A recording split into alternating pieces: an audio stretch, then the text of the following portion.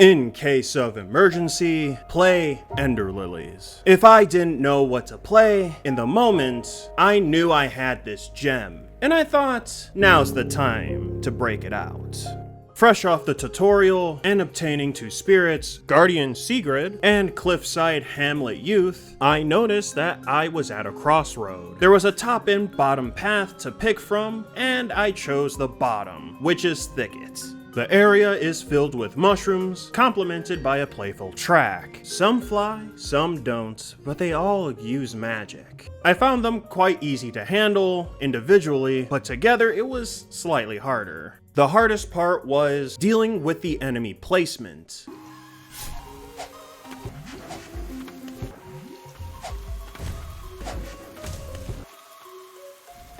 Not that it was unfair or anything, but I had a limited moveset. And after getting bit by a dog, I knew I could do better. Tragic. Using the Cliffside Youth better, I was able to get back to that point easily, and so was progressing from there. The journey was smooth sailing, there were more mushrooms and dogs, there were birds, fish people, and a mimic. To be fair, I was ready for a mimic, but only in a chest, not from pottery. After learning from my mistakes, again, and disliking the dinky little dive that I have for a dodge, I fought an optional boss, the Fungal Sorcerer. Honestly, it was nothing to write home about, which is fine. I don't need to fight for my life in every encounter. The Poison Mist attack was only added to my kits because I had the space, as you get 2 layouts for spirits, and you can switch between them whenever you like. Moving onward and downward, I found that I enjoyed the area a lot more. The forest mixing in trees and the coral made it memorable for me, even if the area had monsters like these. Freaking gross. The Witch's Thicket is well designed, and at least the plant women aren't gross looking either. Speaking of which, the Floral Sorceress was even easier than the Mushroom Boss. However, unlike the Poison Mist, I love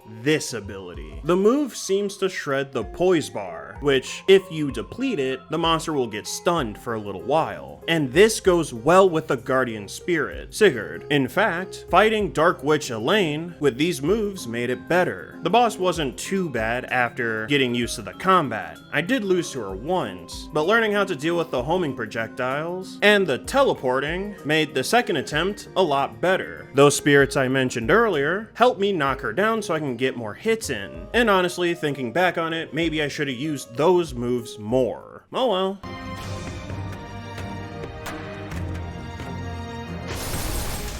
A win's a win. The ability you get from Elaine became a staple in my kit. To me, it was just that good, as it was my ranged move of choice. A beautiful zone, a decent fight with a cool arena, and obtaining an ability that I love using to top it all off. This wonderful start on the game would set my expectations really high. Would Ender Lilies meet those expectations? The presentation of Ender Lilies is top-notch. In terms of visuals, I can't make any complaints. Everything looks beautiful or gross depending on where you are. As I mentioned, the Witch's Thicket was wonderful and was my favorite place until I hit up the Twin Spires. I personally have an affinity for snow areas, but in terms of looks alone, I thought it was pleasant on the eyes. I'd say my least favorite place was the Aqueducts, mostly for just being dark and not having much to look at. Funnily enough, I also didn't care much for the boss either. And it's not like I feel as though the level sucks. It's just not my cup of tea. Music across the board is fantastic. I don't have anything bad to say about there as well. And while I do get a mild annoyance from hearing one of the sound effects,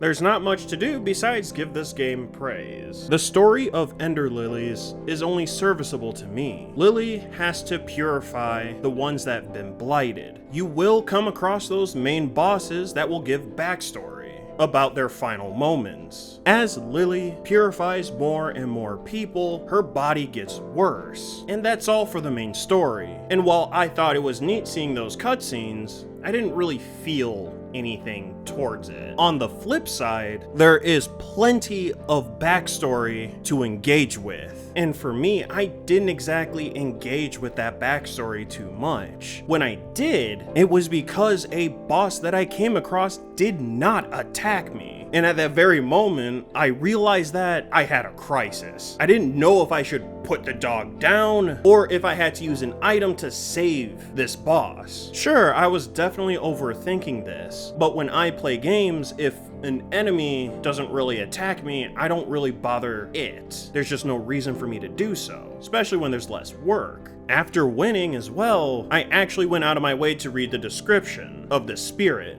and I know why this boss acted the way it did. That said, nothing is wrong with the main story, but simply put, nothing jumped out at me as spectacular. It simply did its job. The lore is a lot more interesting.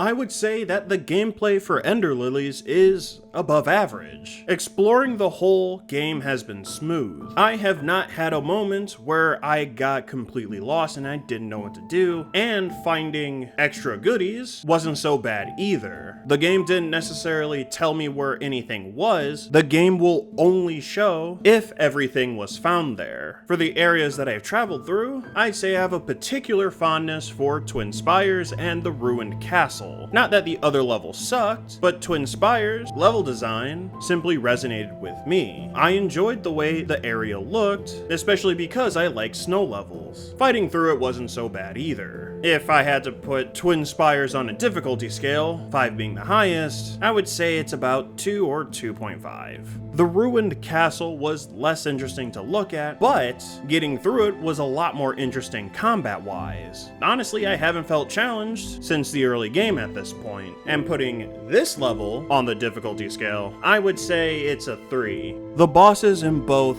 Twin Spires and Ruined Castle were also pretty challenging. Combat is simple. You have 6 slots to equip spirits that you want to use, and there are 2 types, red and orange. The spirits, like the one you start with, are the main attacks. The melee attacks will have infinite uses, but will have varying attack speeds. The ranged ones might be finite, but you'll have a large amount so you do not run out quickly. The orange spirits come from the mini-bosses, and you won't be able to use them all that much, but they're specialized. Attack enough and you'll be able to break the poise, which will allow you to get free hits.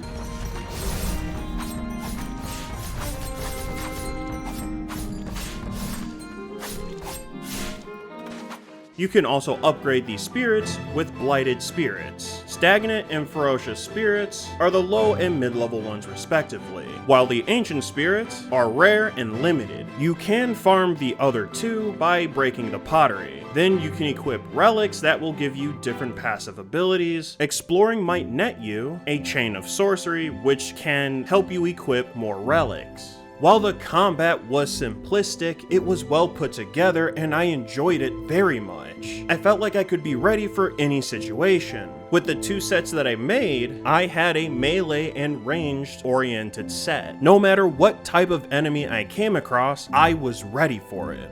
If I had to force myself to say there's anything wrong with the combat, I guess the blighted spirits should drop from monsters, and I didn't care too much about the parry-based spirits. Simply put, I think you should be able to farm those upgrade materials from defeating monsters. Getting them only from pottery seems weird to me. The drop chance would be low, and you would get about the same at a minimum of 1 to a maximum of 3. Of course, I wouldn't want the player to get too many of these really quickly. Now, about those spirits that you can parry with. After using both of them a decent amount of times, I've never really felt happy that I had those spirits with me. Dodging just felt better, and the relic parry did more than enough for me. I'm not entirely sure how I would improve on this, it's just how I felt. As you can see, I struggle to find any major issue with this game. Ender Lilies for me was a great experience, and I can say this is an easy recommendation if you haven't played this Metroidvania before. If you are interested in Ender Lilies yourself, you can normally get the game at $24.99. If you already played this game, which is very likely, and you already know about the sequel, Ender Magnolia, consider playing Afterimage, as that would be the only Metroidvania I would say is close to Ender Lilies. Anyway, that's it from me. I'll see you in the next one.